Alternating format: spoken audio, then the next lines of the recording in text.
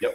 What's up, comic book fans? Pete here from Comic Books Transformed, where me and my good friend Brian over there talk about streaming shows and movies that are based on comic books. Today, we are going back into the Tomorrowverse, and there's only 4 movies left for us to cover before we're done, before we reach Crisis on Infinite Earths. This time around, though, we are covering Legion of Superheroes, which came out in 2023. So, Brian, how you doing today, first off? Good. I don't think there's 4 left. I think there's 1 and then Crisis. Yeah, but Crisis is 2, right? And this one. True. So this Okay. one. Okay. Yeah. There you go. Might be more than 2. The Crisis might be more than 2. Isn't it? Maybe I'm wrong. Sorry. I think Man, Crisis is just 2. Start for me. well, so I think it's Legion of Superheroes, then it's Justice League War, then Crisis on Infinite Earths 1 and 2. Okay. Yeah. I thought you said 4 before Crisis. That's what threw me off. Okay. Oh, no. Yeah. So, let's talk about, though, like what we've seen so far to get up to this point. So, what's gone on in the Tomorrowverse, Brian? So we started off with Man of Tomorrow, which started off the whole Tomorrowverse, which kind of gets its name from. After that, there was Justice Society, World War II. Then we had Batman Long Halloween's Part 1 and 2. We had the Green Lantern movie Beware My Power. And now we have Legion of Superheroes. Yeah, really like all over the map, right? Yeah, and there's been a nice little kind of like threading in between these, kind of connecting them. Probably the weakest threading was with Batman Long Halloween, where we just have Flash and Green Arrow show up at Batman's door, and they don't even speak. Right. But everything else there's like a little stinger, kind of connecting everything, and I like that they've been building that in that way. And I think that really the intention was for all that to pay off in Crisis, which I think it will. I mean, it may even pay off in War World, to be honest. Yeah, I agree. It's funny in that stinger for the Long Halloween. It's not like Flash and Green Arrow. Like they don't even say anything that's even basic. It's like they don't say anything clever. They don't even say something like "We're here to see Bruce." They just kind of just go like that when Alfred opens the door. Yeah. So, but we do get a much more active stinger at the end of this movie. So let's talk about the Legion itself. I was going to ask you, what comics have you read with the Legion of Superheroes in it? I don't think I've read anything. I can't remember anything that I've read with the Legion in it. My familiarity with the Legion is completely from TV and cartoons and things like that. Like probably the first time I ever saw anything was I guess it would have been maybe if they were in Justice League or Justice League Unlimited, which I think they were. Yeah. But I was going to almost say Smallville, which was the first thing I probably remembered. Oh, yeah. They were in like 1 episode or 2 episodes, something like that. Yeah. For me, it's a little bit different. I actually haven't seen their like other media tie-in stuff. I know that they're in things like Smallville, and there was even like a cartoon that was like Superboy and the Legion. Yeah. Did you watch any of that? I might have caught an episode here and there, but it did have a little more of a like younger animation style, I think. So I think I didn't really watch it. Okay. Like it looked a little more kiddie at the time, I think. I think that was intended. So yeah. I haven't really watched any of the tie-in stuff, but for me, like the Legion, I know I've read like at least something from the 80s where like it was like the Legion was falling apart, but the Legion was, I mean, the Legion of Superheroes was a big book for DC in the 80s. Yeah. Like a lot of people don't know this, but when X-Men was like really big in the late 80s, early 90s for DC, Teen Titans was like the big book. I mean, wow, I just totally fucked up that what I was just saying. Like X-Men was big for Marvel, but Teen Titans was big for DC. Yeah. And then like Legion was sort of by coincidence like pretty big then too. And there was even like a crossover with them as well. That was like a big deal. But I've read something like that from the 80s. Then they show up in stuff like, I think they're in Crisis on Infinite Earths, or they're in some of the crossovers. There was a time when Jeff Johns was on Superman, he was actually writing like Superman with like Richard Donner at one point. Oh wow. And yeah. And then like in that run, like Richard Donner eventually came off, but Jeff Johns was still writing it. And he had like Superman go into the future and interact with the Legion. I actually really like that story. Mark Waid did a run on Legion of Superheroes that was like really good. And I enjoyed that. And then like one other thing I just wanted to bring up was that Dan Abnett and Annie Lanning, who did like all the Cosmic Marvel stuff at one point, Yeah, they yeah. they wrote Legion of Superheroes before they went to Marvel too. Interesting. Yeah, I think from a like a conceptual point, I know in your notes you mentioned that they're kind of like a representation of the Shi'ar Imperial Guard. I Yeah. kind of almost get like a more of a New Mutants vibe from it, and I think for me personally, I think the entry barrier for these characters is a little harder because I think there's they like the names of the characters feel very steeped in like camp. Oh, of Uh, course, yes. and like more lighter hearted things. And I'm sure there's plenty of things where that's not true, but I guess maybe that's been a kind of repellent for me with the characters. No, I 1000% understand that. Yeah, they have like names like Cosmic Boy and Bubble Boy, and I mean, there's a lot of boys, and then there's all these girls, Boys and lasses and lasses. Yes. I mean, the idea with the Legion is that they are like super influenced by the superheroes of the modern day DC universe, and they've got an idea in their head of like, oh well, to be a superhero, you have to have some kind of noun and then like boy or girl or lass. Like they're just like inspired by Superman, so like we have to have some kind of noun and then boy or girl or something like that. And so that's why all their names are like that. Um, you just mentioned how like the Shi'ar Imperial Guard and the Legion are the same. The Legion of Superheroes came first, and then like the people that were working on it, I think artist Dave Cockrum, who was working with Chris Claremont on X-Men, he made all the Imperial Guard people like the Legion. got it. Yeah. Weren't some of the X-Men characters? Oh no, or am I mixing this up with like Doom Patrol or Teen Titans? Like, wasn't like Nightcrawler and Storm almost like direct rips off of characters from that era? Yes, I'm so glad you asked that. Nightcrawler actually literally was a character that was made for the Legion of Superheroes. Yeah. Okay. But that, yeah, I don't know about Storm, but I know definitely Nightcrawler is one. I think Storm, they changed her a little bit, but like Nightcrawler was like a direct rip, and like Storm might have been like a color swap or something like that. But something was similar to that in that kind of X-Men, giant size X-Men kind of era. Right. Well, it's like really cool because when you look at the Shi'ar Imperial Guard, like Phantom Girl is Astra from the Shi'ar Imperial Guard. There's a guy named Fang on the Shi'ar Imperial Guard. That's Timberwolf from the Legion of Superheroes, right? Cosmic Boy. I have a Fang action figure. See, man, that's how fucking hot you are that you have a Fang action figure. You know To what be I'm saying? fair, I only bought it so I can get the full Chode Build-A-Figure. There's a fucking Chode Build-A-Figure? Yeah. Yes. God bless comics and their weird fucking names, right? Chode? Yeah. Jesus Christ. That reminds me of like the Triceratops from Transformers, right? Because it's like slag. Well, it's Slug now, but It's yeah. slug now. Yeah. Yeah. British people must have just been like crazy about that one. Pretty much, yeah. I just wanted to see. Okay.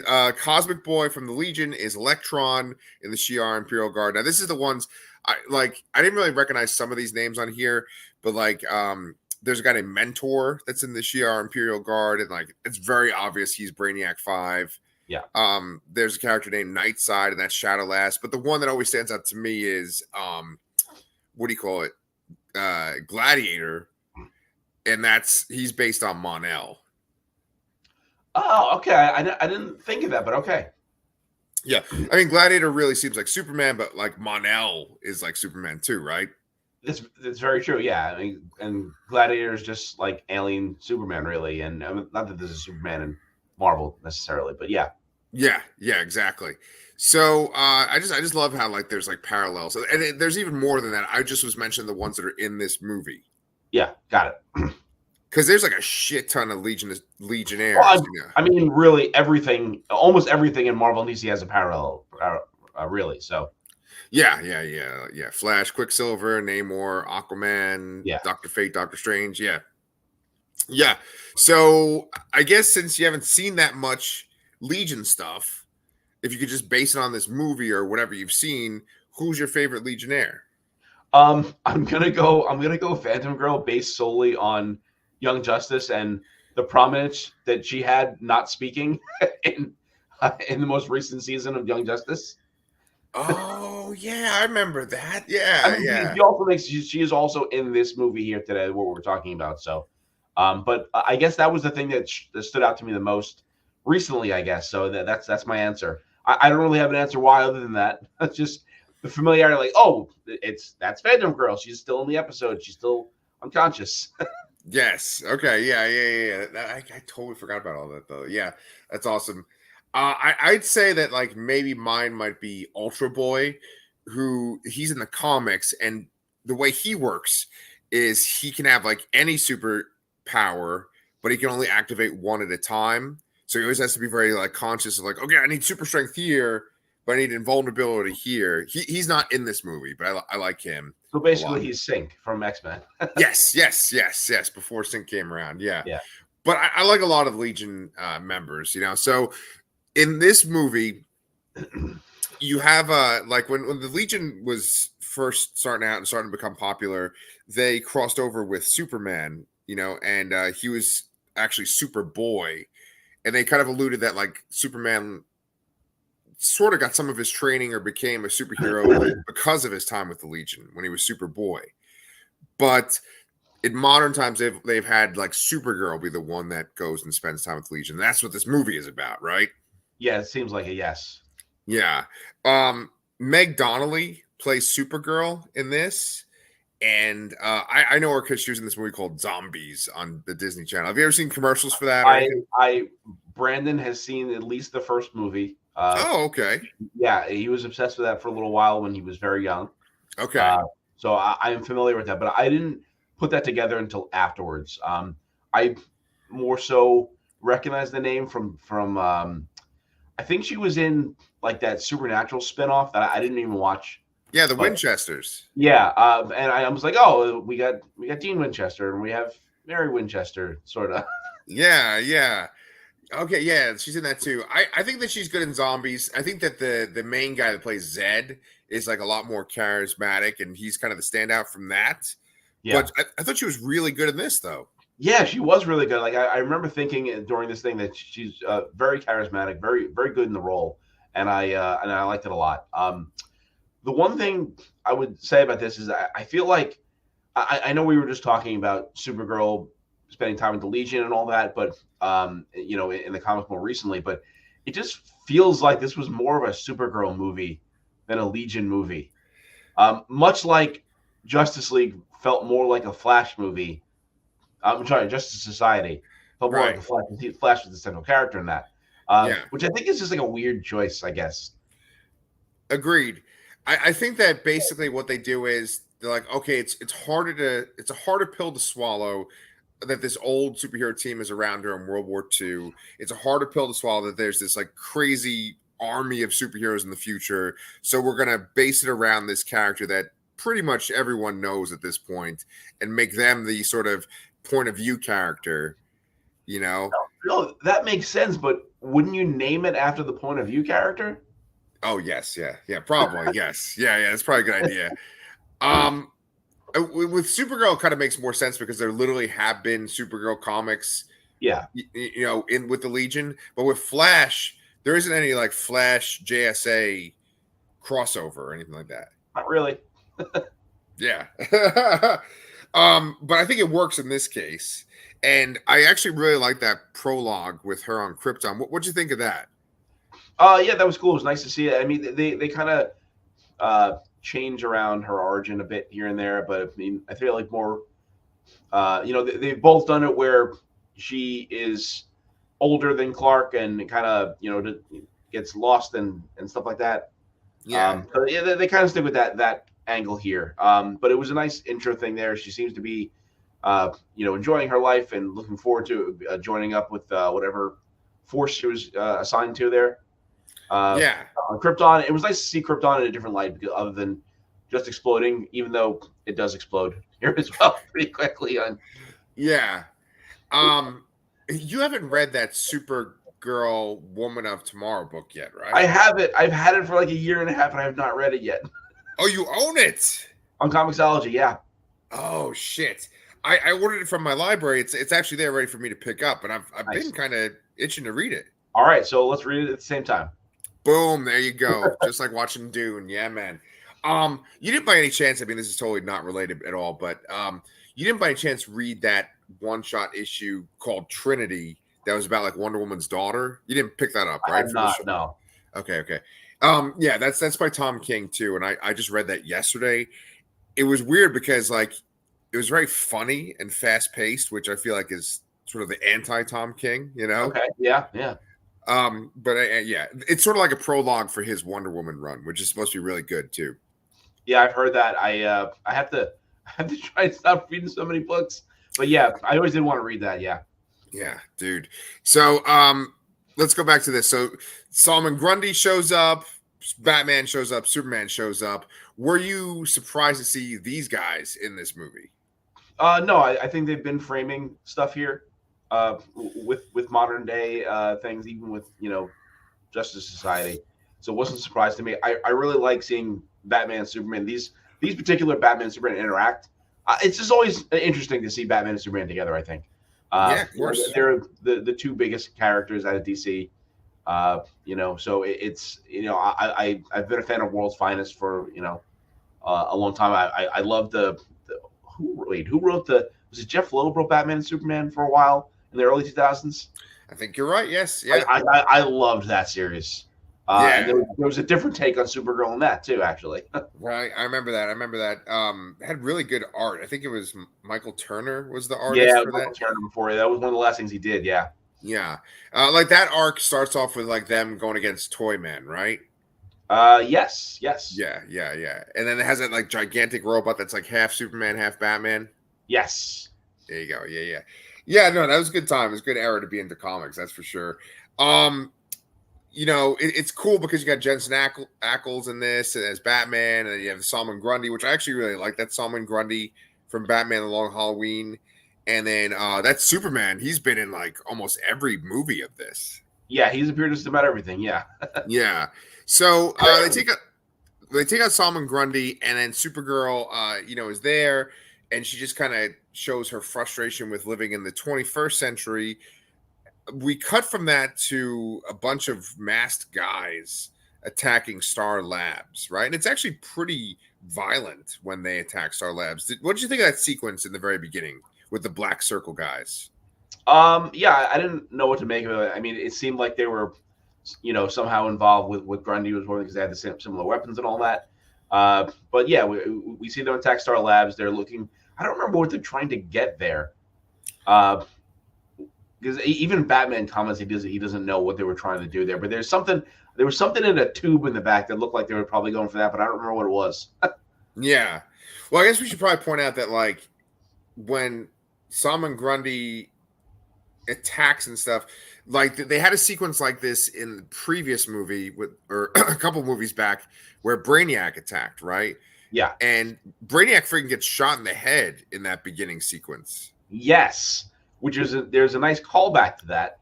That's kind of jumping ahead here, but that's okay. I'm guessing that everyone that's watching this video has seen that movie, but maybe what they were trying to get in that tube in Star Labs was like Brainiac or connected to Brainiac. Oh yeah, maybe it was. Yeah, because it could have. Yeah, that makes sense. Yeah, Brainiac is featured pretty heavily in this movie, and when we get to the 31st century, when Superman brings Supergirl to the 31st century, we meet Brainiac 5, who is a clone of the original Brainiac. Superman thinks, okay, Kara is not adjusting well to living on Earth, so I'm going to bring her to the future since I have a connection to the Legion of Superheroes. And so he takes her to Legion Academy, and she's accepted. You meet the Legion. What did you think of that sequence where, like, Mon-El is showing her around? Yeah, I think there were some obvious. Well, she's very unsure of it at first with Superman showing around, and then Mon-El shows up, and she's like, "Yes, yes, please." Um, Yeah, yeah. and The then hottie Mon-El. yeah, and I feel like that they kind of took that idea from the Supergirl TV show.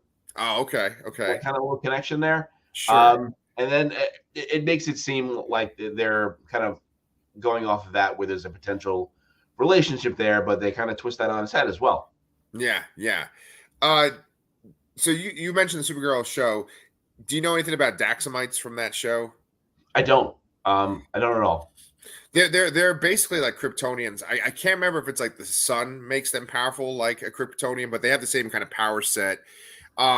My biggest connection with Daxamites besides Mon-El is what do you call it? In the Green Lantern Corps, there was a Green Lantern that was a Daxamite, and he was Interesting. actually Okay. like, I think his name was Saddam Yacht, and besides being a Green Lantern, he also had like Superman powers. You know? Interesting that they would add those two things together, like it was, you Yeah. know. And I think if memory serves me right, they have a weakness that's like kryptonite, but I think it's lead. I think lead hurts them. You know, like I Yeah, know Superman can't see through lead. Yeah. yeah. I remember something about Monel getting lead poisoning from something, and that might even been Supergirl, the TV show. So Yeah. Yeah. Mon-El should not come to my house and drink my tap water because I think you probably get lead poisoning from that. Like, oh no. All right. So anyway, Supergirl meets Brainiac 5, and boy, do we know there are the roots of romance there. She doesn't trust him right off the bat. But Brian, I know that you said that you haven't really read that much Legion stuff. Have you ever been aware of the Supergirl and Brainiac romance? before this, I was not. Okay. I did look it up afterwards because I was curious if this was an original thing. I imagined it probably wasn't, and it wasn't. So Yeah. that was a surprise to me. Yeah. Brainiac 5 in this they make him like a little bit more alien looking and kind of off-putting. He it's funny because he's voiced by I gotta see. Do you remember his voice actor name off the top of your head? Yeah, Harry Shum Jr. Yeah, and I saw he was in something that I don't watch, but like I was like, oh, okay, people will know him. But So I go ahead. I don't I don't I'm not too familiar with him, but I also noticed that he was previously from Glee, which There you go. is where Darren Chris is from. But he was also in Blue Eye Samurai in a small role, which I loved. Oh, I'm gonna have to watch that shit. Yeah, yeah. Um, well, I thought that like the way he did his voice was like Robot from Invincible, but like just more condescending. Yes, I definitely saw that. Although I feel like anytime I've seen Brainiac 5 before, first of all, he usually has hair, and Right. I feel like he is a little more robotic, like a little more, isn't he? No, I think he looks more human like No, actually. no, no, no, no. The way he speaks and acts, like he's a little Oh, more like logical and scientific-y. Am I wrong? yeah, he's kind of like Spock, sort of. And I think that Yeah, sometimes when they have his voice bubble, it might be like a different thing than a regular voice bubble, which might imply yeah, it's like a robot. Um, but I actually feel like he's kind of more heroic and stuff in some of the runs that I've read. And that yeah. Mark Wade one, he's like the main guy too. Oh, interesting. Okay. Yeah, yeah.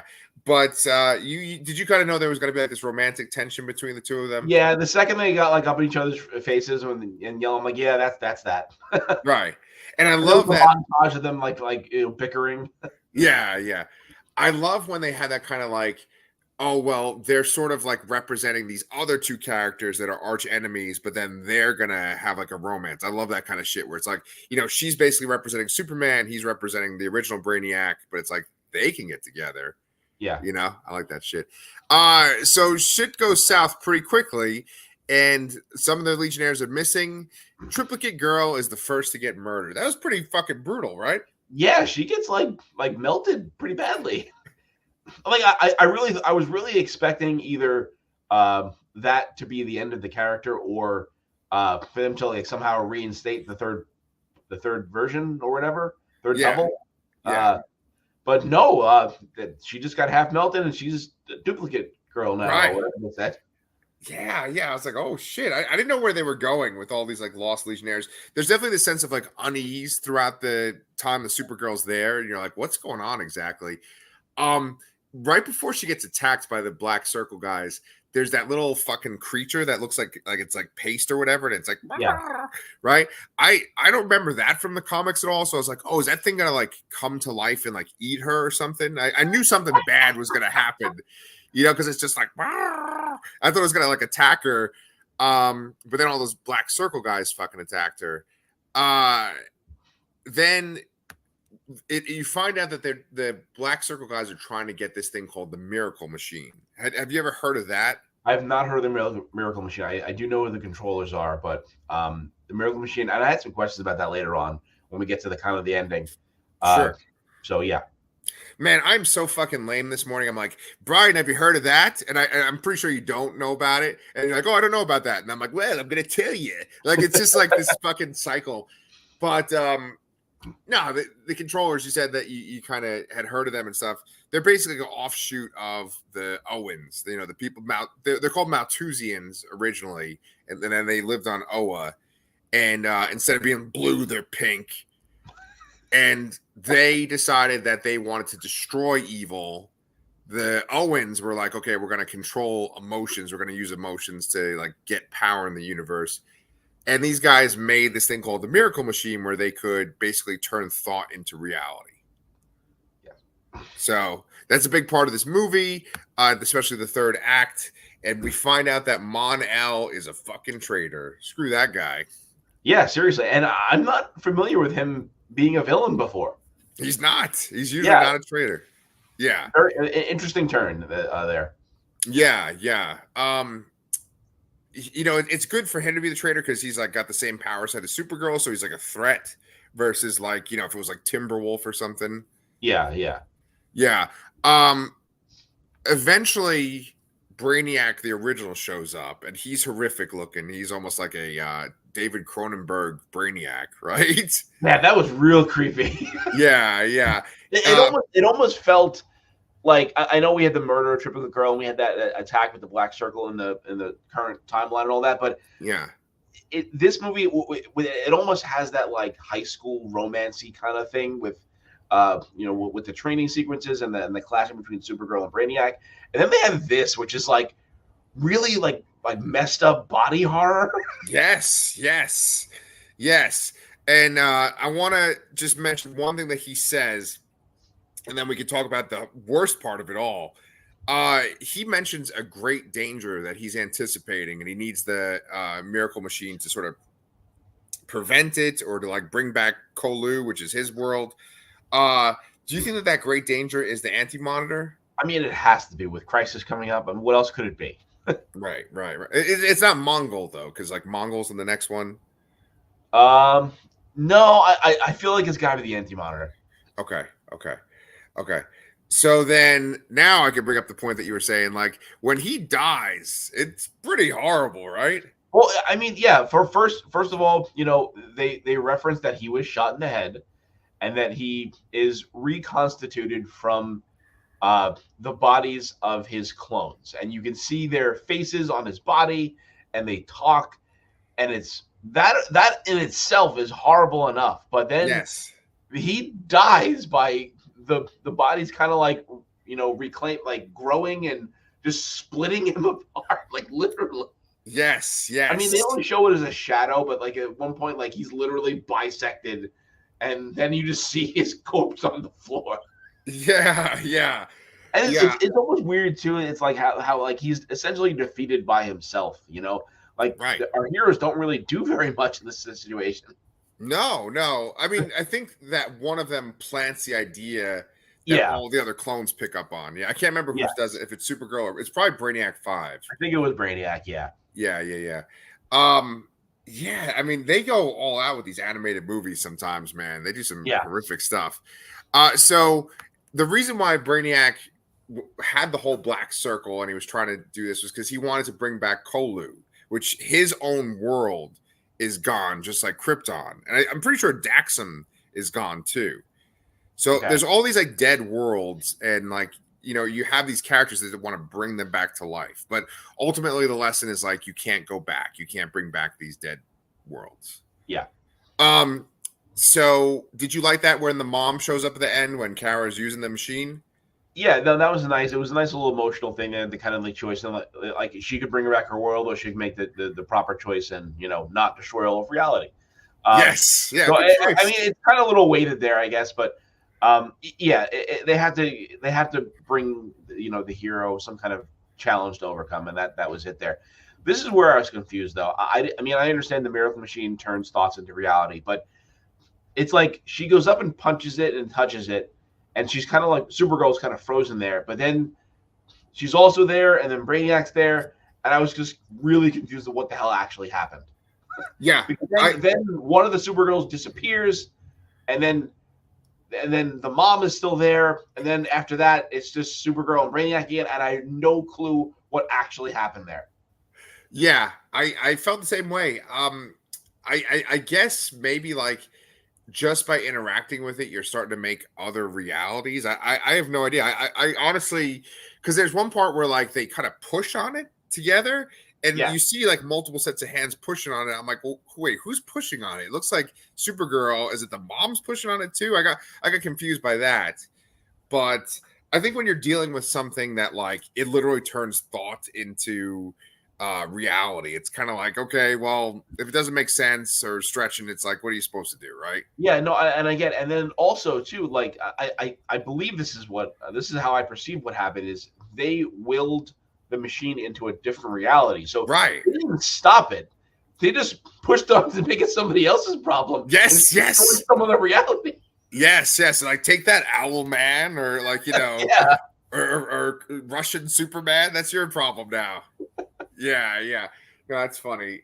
Well, Supergirl in general is sort of more like reckless and stuff than Superman. She's always yeah, like quicker to fight and stuff. Yeah, but you're right. They totally do kick the can down the road.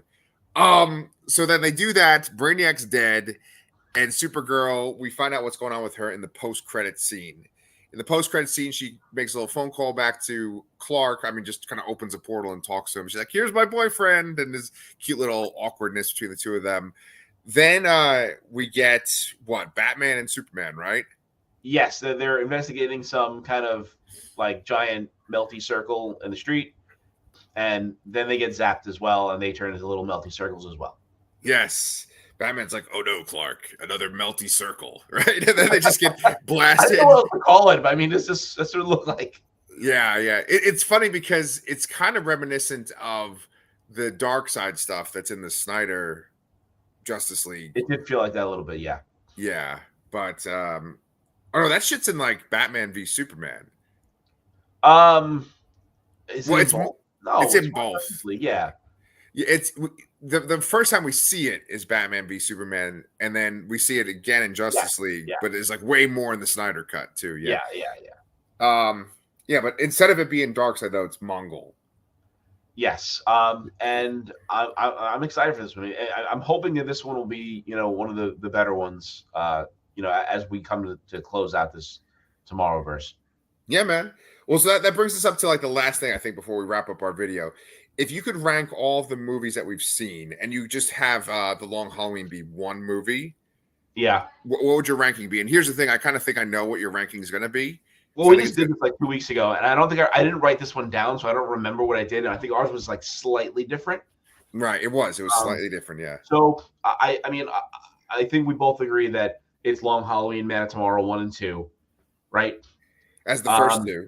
and then, oh man, this is tough. I don't remember what I put the others as. So, did I have